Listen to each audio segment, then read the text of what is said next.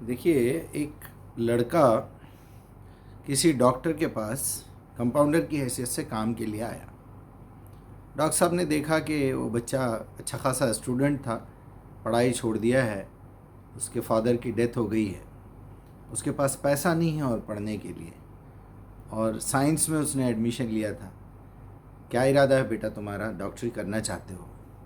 करना चाहता था, लेकिन मैं भी पढ़ाई कंप्लीट नहीं कर सक रहा हूँ, मेरी डैडी का इंतकाल हो गया है, लिहाजा अभी मुझे घर चलाने के लिए, मेरी 4 बहनें हैं, मैं अकेला भाई हूँ, मुझे कमाना ज़रूरी है, इसलिए मैंने पढ़ाई छोड़ दी और आपके पास कंपाउंडर की हैसियत से आ गया, क्योंकि मेरे को इस फील्ड से मोहब्बत है। अब वो अगर वहाँ 30 साल भी कंपाउंडर का काम करे तो क्या वो डॉक्टर बन सकता है? नहीं बन सकता। वो लिमिटेड बातें मालूम कर लेगा, ये लाल गोली इसकी है, पीली गोली उसकी है, वो शॉर्टकट में लिख के डॉक्टर साहब दे देंगे, वो दवाई उनको दे देगा, वो कंपाउंडर की नौकरी करेगा, बस। इसके अलावा और वहाँ से आगे नहीं बढ़ सकेगा। इसके बरक्स अगर डॉक्टर साहब उससे ये कहें कि देखो, मेरा कोई बेटा नहीं है, मेरी कोई औलाद नहीं है, मेरी बड़ी ख्वाहिश थी कि अगर मेरा कोई बेटा होता तो मैं भी उसे डॉक्टर बनाता, लिहाजा तुम्हारे घर का ख़र्चा भी मैं तुम्हें दूंगा, तुमको कॉलेज में एडमिशन दिलाऊंगा, तुम पढ़ाई अपनी कंप्लीट करो, मैं चाहता हूँ कि 5-6 साल में तुम डॉक्टर बन जाओ, जो भी टाइम शाम में मिले मेरे पास आओ, यहीं बैठो, यहीं रहो, खाओ पियो, सब करो। उस लड़के की जगह आप होते तो क्या करते? आप बोलते यार ये तो बड़ी, मुझे एक अच्छी फैसिलिटी मिल गई, ये तो मेरे लिए एक नेमत है, बहुत बड़ी नेमत है कि मैं इस तरह ये करूं। मैंने मिसाल ये इसलिए दी है कि आप, कुछ लोग ये कहते हैं कि मैंने बड़े बड़े पढ़े लिखे लोगों की सोबत में अपना वक्त गुजारा है, मुझे तो पढ़ना नहीं आता, लेकिन मैं बड़े काबिल लोगों में रहा हूँ। पहले तो आपको काबिलियत की तमीज़ ही नहीं है कि आप किन लोगों में बैठे हैं, क्योंकि आपके पास खुद इल्म नहीं है, आपके पास अच्छे बुरे की तमीज़ नहीं है। चलो किस्मतों से वाक़तन आप अच्छे लोगों में उठ गए, बैठ गए, तो वो अच्छे लोग किस तरह के अच्छे लोग हैं जो आपको इल्म ना सिखाएं? जैसा कि नबी सल्लल्लाहु अलैहि वसल्लम जो है पहले यही कहते थे कि पहले इल्म का हासिल करना हर मुसलमान मर्द और औरत पर फ़र्ज़ है। मेरे साथ कोई भी बच्चा काम करता है, यहाँ पर मेरे वर्कर्स काम करते थे, मैं पहले उनको यही शर्त लगाता था कि देखो, तुम हेल्पर में हो, तुम कोई भी हो, नॉलेज हासिल करने में तुम कभी पीछे नहीं रहना, कौन सी ट्रेनिंग करना चाहते हो बोलो, मैं कराता हूँ।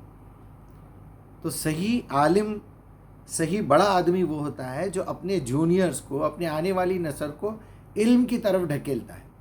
तो कुछ लोग हमेशा उलमा को गालियां देते रहते हैं क्योंकि इन्होंने ऐसी जलील हरकतें की है, इंक्लूडिंग मी, मैं भी उन लोगों को बहुत बुरा भला बोलता हूँ। कुरान भी उनके बारे में कहा है कि उलमा सू हैं ये लोग, यानी बुराई के आलिम हैं ये लोग, इनकी नीयत ही ख़राब है। लेकिन आलिम आलिम होता है, उसकी अपनी एक वैल्यू होती है, उसने कुछ इल्म सीखा है, बुनियादें सीखी हैं, बड़े बड़े लोगों ने रिसर्च करके उनका सिलेबस तैयार किया है, उसकी एक वैल्यू है ना। इसी तरह वो बच्चा एक 5 साल का कोर्स कर लेगा MBBS का, तो इसी क्लिनिक को संभालने का, इसको एक्सपैंड करने के काबिल बनेगा, डॉक्टर साहब का राइट हैंड बनेगा। ऐसे 10 नौकरों को और रख सकता है वो भी, कंपाउंडर्स को। तो ये बात समझिए कि अगर आपको दीन का काम करना है, आप मुसलमान हैं, गलती से उम्मत मोहम्मदिया में पैदा हो गए हैं, तो हमारे तो बच्चे बच्चे को ये एहसास होना चाहिए, उसके दिमाग पे ये बात, टेंशन 24 घंटे छाया हुआ रहना चाहिए, किस तरह मैं कुरान को पहुंचाऊं। जिस तरह वो बच्चे को बचपन से ख्वाहिश थी कि मैं डॉक्टर बनूं, डॉक्टर तो नहीं बन सका, इंटर से उसने जो है साइंस का सब्जेक्ट छोड़ के कहीं भी काम कर सकता था, किसी वेल्डिंग के कारखाने में काम कर सकता था, कॉल सेंटर में काम कर सकता था, लेकिन उसने हॉस्पिटल क्लिनिक क्यों चुना? क्योंकि उसकी फील्ड की ये ख्वाहिश थी कि मैं डॉक्टर बनूं। वो नहीं बन सका तो कम से कम मुझे इंजेक्शन देना तो आ जाएगा, कुछ गोलियों का मतलब तो समझूंगा, कुछ गोलियां तो मुझे याद हो जाएंगी, मैं डॉक्टर के साथ तो रहूँगा कम से कम। तो वो दिलचस्पी चाहिए, तो आप अपने बच्चों में वो दिलचस्पी पैदा कीजिए, इल्म सीखने की दिलचस्पी पैदा कीजिए। ये और बात है कि वो आप कॉलेज में सीखेंगे तो एक प्रोफेशनल वे से जाएंगे। अगर आप वो बोलेगा ठीक है मैं बुक्स ले लेके आ जाता हूँ, मुझे सर्टिफिकेट की ज़रूरत नहीं है, डॉक्टर साहब आप मुझे पढ़ा दीजिए, ठीक है वो डॉक्टर साहब पढ़ाएंगे, लेकिन 5 साल का कोर्स 10 साल में कंप्लीट होगा। इसके बावजूद भी उसको दुनिया डॉक्टर तो नहीं मानेगी ना, काम वो अच्छा करेगा, डॉक्टर हो सकता हो at the same time professor भी है, وہ ڈاکٹرز بناتا ہے اپنی زندگی میں، کالج میں پڑھا کے ڈاکٹرز کو، نئے اسٹوڈنٹس کو وہ ڈاکٹر بناتا ہے، وہ اس کو بھی بنا دے گا۔ تو بالکل اسی طرح اگر آپ دین کا علم حاصل کرنا چاہتے ہیں تو مدرسوں میں تو خرافات زیادہ ہو گئے ہیں اب، اور مدرسوں میں وہ سلیبس نہیں ہے جو ہونا چاہیے، اس سے غلط فروٹس نکل رہے ہیں۔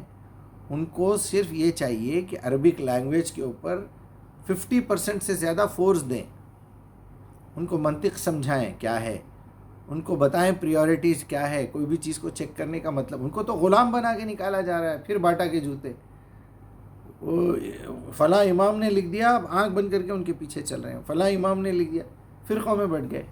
یہی ہوا نا۔ مدرسہ بولے تو فتنہ، کیونکہ مدرسے کی بنیاد کسی نہ کسی عقیدے پہ رہتی ہے، اور وہ عقیدہ پہلے سے کوئی فرقہ بنانے والا فرقہ پرست بنایا ہوا رہتا۔ ایسا کون سا مدرسہ اس وقت ایسا ہے جو آپ کو پیور قرآن سکھائے بغیر کسی مسلک کا نام لیے گئے؟ بھئی ہمارا کوئی کام ہی نہیں ہے مسلک سے، آپ کو ہم ڈائریکٹ قرآن سمجھانا چاہ رہے ہیں، ڈائریکٹ عربی زبان سے۔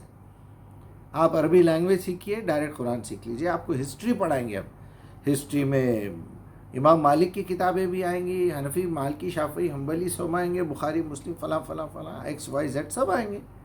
ایک حصہ ہے وہ سلیبس کا آپ کے۔ جب یہ قرآن کو سمجھنے کے بعد آپ تمام ائمہ کو پڑھتے رہیں گے، تب جا کے آپ کا ذہن کھلے گا کہ بھائی ایک ویو یہ بھی ہے، ایک ویو وہ بھی ہے، ایک ویو وہ بھی ہے۔ لیکن اصل کام کیا کرنا ہے آپ کو؟ جس طرح آپ اپنا پیوریفیکیشن شروع کر دیے، اسی طرح آپ فوراً اپنے معاشرے کا پیوریفیکیشن شروع کر دیں۔ اس میں جو آپ کے سامنے آیا اس کو قرآن سکھا کے پیوریفائی کرتے آپ، چاہے وہ بچہ آ جائے، ماں آ جائے، بیوی آ جائے، بہن آ جائے، پڑوسی آ جائے، پڑوسی کا بچہ آ جائے، کام کرنے والی آ جائے، کوئی بھی ہو، جو پریورٹی کے طور پہ صبح اٹھے آپ، آنکھ کے سامنے جو شخص آیا، قرآن کی دعوت دینا ہے۔ اخبار والے، دودھ والے سے لے کے رات کو جھاڑو دے کے برتن دھو کے جانے والی تک۔